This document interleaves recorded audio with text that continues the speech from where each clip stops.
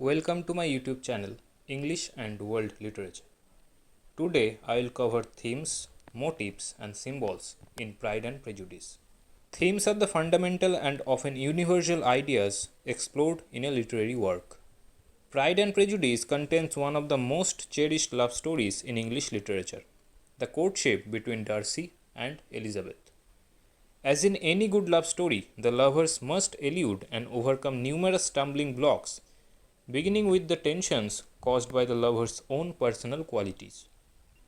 Elizabeth's pride makes her misjudge Darcy on the basis of a poor first impression, while Darcy's prejudice against Elizabeth's poor social standing blinds him, for a time, to her many virtues. Austen, meanwhile, poses countless smaller obstacles to the realization of the love between Elizabeth and Darcy, including Lady Catherine's attempt to control her nephew, Miss Bingley's snobbery, Mrs. Bennet's idiocy, and Wickham's deceit. In each case, anxieties about social connections or the desire for better social connections interfere with the workings of love.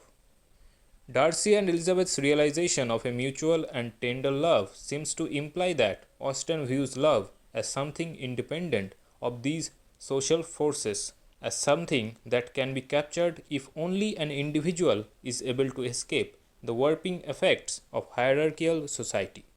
Austen does sound some more realist. Notes about love, using the character of Charlotte Lucas, who marries Mr. Collins for his money, to demonstrate that the heart does not always dictate marriage. Yet, with her central characters, Austen suggests that true love is a force separate from society and one that can conquer even the most difficult circumstances.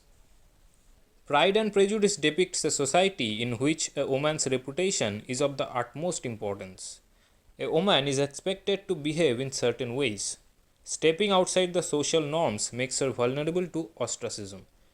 This theme appears in the novel when Elizabeth walks to Netherfield and arrives with muddy skirts, to the shock of the reputation conscious Miss Bingley and her friends.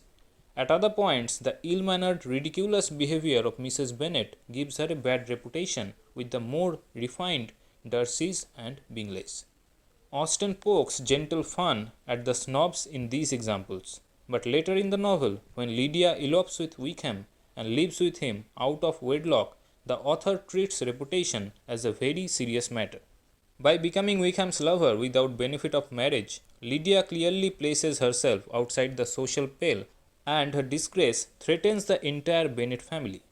The fact that Lydia's judgment, however terrible, would likely have condemned the other Bennet sisters to marriageless lives seems grossly unfair.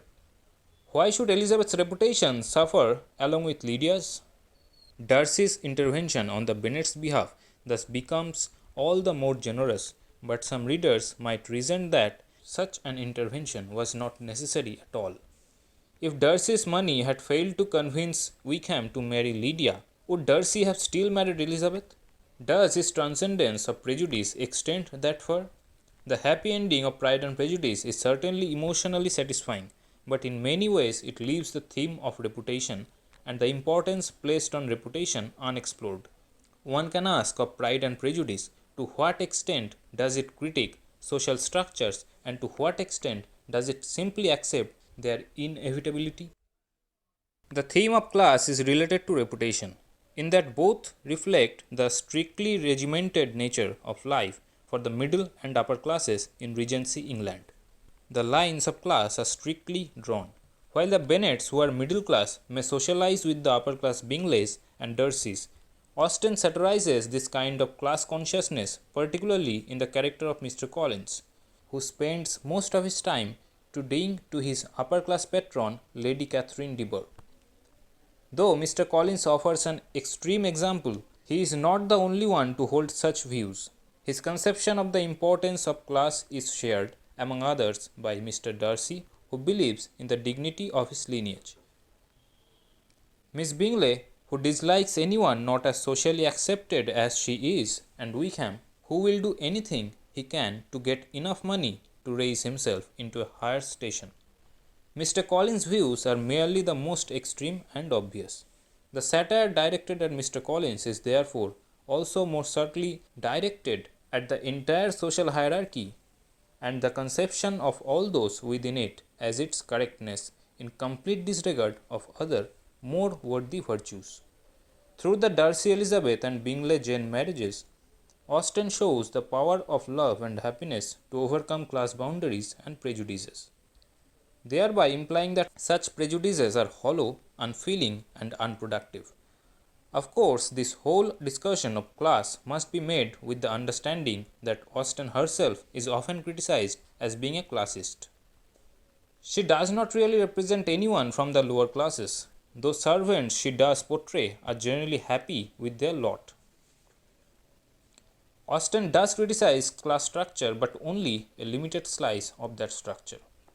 Motifs are recurring structures, contrasts, and literary devices that can help to develop and inform the text's major themes. In a sense, Pride and Prejudice is the story of two courtships, those between Darcy and Elizabeth and between Bingley and Jane.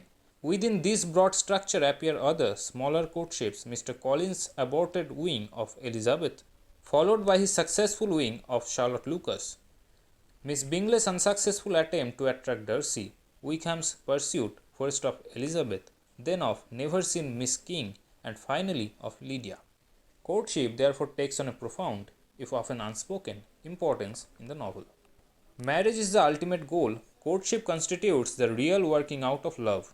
Courtship becomes a sort of forge of a person's personality, and each courtship becomes a microcosm for different sorts of love, or different ways to abuse love as a means to social advancement. Nearly every scene in Pride and Prejudice takes place indoors, and the action centers around the Bennet home in the small village of Longbourn. Nevertheless, journeys, even short ones, function repeatedly as catalysts for change in the novel.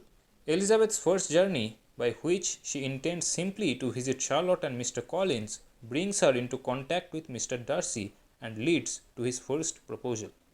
Her second journey takes her to Derby and Pemberley, where she fans the growing flame of her affection for Darcy. The third journey, meanwhile, sends various people in pursuit of Wickham and Lydia, and the journey ends with Darcy tracking them down and saving the Bennet family's honor, in the process demonstrating his continued devotion to Elizabeth. Symbols are objects, characters, figures, and colors used to represent abstract ideas or concepts. Pride and Prejudice is remarkably free of explicit symbolism, which perhaps has something to do with the novel's reliance on dialogue over description. Nevertheless, Pemberley, Darcy's estate, sits at the center of the novel as a geographic symbol of the man who owns it. Elizabeth visits it when her feelings toward Darcy are beginning to warm. She is enchanted by its beauty and charm, and by the picturesque countryside, just as she will be charmed increasingly by the gifts of its owner. Austen makes the connection explicit when she describes the stream that flows beside the mansion. In front, she writes, "A stream of some natural importance was swelled into greater, but without any artificial appearance." Darcy possesses a natural importance that is swelled by his arrogance, but which coexists with a genuine honesty and lack of artificial appearance. Like the stream, he is neither formal nor falsely adorned. Pemberley even offers a symbol within a symbol for their budding romance. When Elizabeth encounters Darcy on the estate, she is crossing a small bridge, suggesting the broad gulf of misunderstanding and class prejudice that lies between them, and the bridge that their love will build across it.